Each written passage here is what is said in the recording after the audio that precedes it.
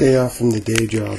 And what in pray tell do I plan to fill my day and recharge my batteries? The battering of clock pugilism. I'm going to pick up a DVD and get my oil changed. While a date book with details such as these may make more than a few shake loose their own mortal coil, suicide need not apply. Heavens to Betsy, automobile maintenance, and adding one more digital video brick in my hermetic wall, or just what the doctor ordered. The doctor within, of course. Become perfectly still and the body will tell you what it wants. Keep your thoughts still and the body will tell you what it needs. My tiny Japanese car with the Spanish name isn't due for an oil change for another 1,000 kilometers, or 2 weeks depending on which part of the oil reminder sticker you want to obey. But I got the oil changed anywho, because I am a pussy and you are what you eat. Spanish name for my Japanese car, Esteban. Not sure why my wife calls it that. She just does, and has ever since. The car was captured back by Somalian pirates en route from Japan, as I was too cheap to spring for power windows and lock, thereby making a factory direct wait time. It kind of depresses me that my car has seen more of the world than I have, and it frightens me to consider that Africa is just starting piracy in the dawn of the 21st century. Pirates are so 18th century. Put on some condoms already. You can't all sing backup for Paul Simon. You know? I get my oil changed at the dealership where I bought my car because they once repaired a tire for me for free. The dealership that I bought my automobile from sells automobiles from exotic Japan even after it was ruined by floods and nuclear mishaps. An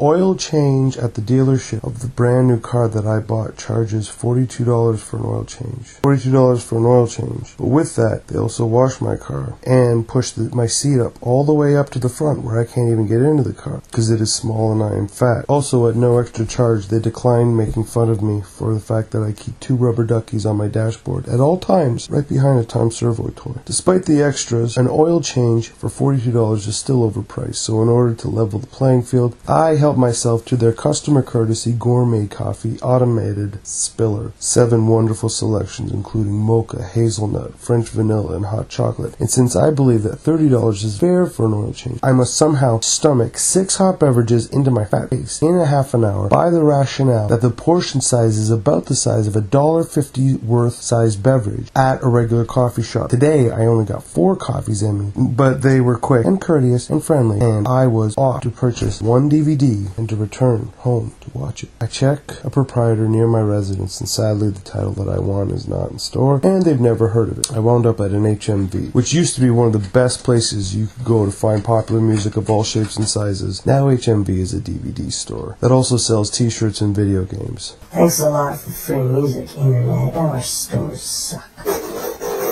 Thanks a lot for free music, Internet. Our stores are boring. So many shoe stores, too. Not just for the ladies, but for the gents as well. I do not understand our preoccupation with footwear. I own 3 pairs of shoes. Shoes for work, shoes for lazy day walks, and Doc Marten knockoff. Sort of can pass for dress shoe without being wing-tipped or those ridiculous harem chic-style shoes that the pointy ends that businessmen are wearing now. Many women help perpetuate misogyny by praising designer shoes, but I've always thought that was a meaningless endeavor, since a beautiful woman could enter a club wearing scuba flippers and every man with a pulse is still going to fall all over. Shoes of entry-level form and function serve us best. Elegantly crafted, elaborately decorated footwear is still just rubber, plastic, cloth, and string thrown together to keep broken glass and asses off our feet. I debated this with self-deprecating women who insist that when a woman feels sexy, she thereby becomes sexier. And even if she thinks that shoes are sexy, by wearing them, she will act sexier, thereby making sexy shoes enhancing the pleasure for everyone around them. And this is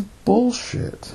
A woman's perception of her own sexiness does not enhance her own sexiness, for her sexiness is an imaginary quality put on her by a separate viewer, and the sexiest women I have ever known never dissected or examined or analyzed how their sexuality was being perceived and interpreted by us slobbering goons and navel-gazers that litter the streets and corner shop. Contrary to the fashionista magazine zealots, you cannot purchase sexual magnetism as it changes from person to person, and who you think is tongue-waving, goose-pimple-inducing gorgeous is just a boring sap to your neighbor. It's all relative. No matter how hot anybody may appear to you at any given time, somebody somewhere is bored of their ass. Pretty girl in jogging pants is still more pleasant to the eye than a blasé hag in a shimmering evening gown.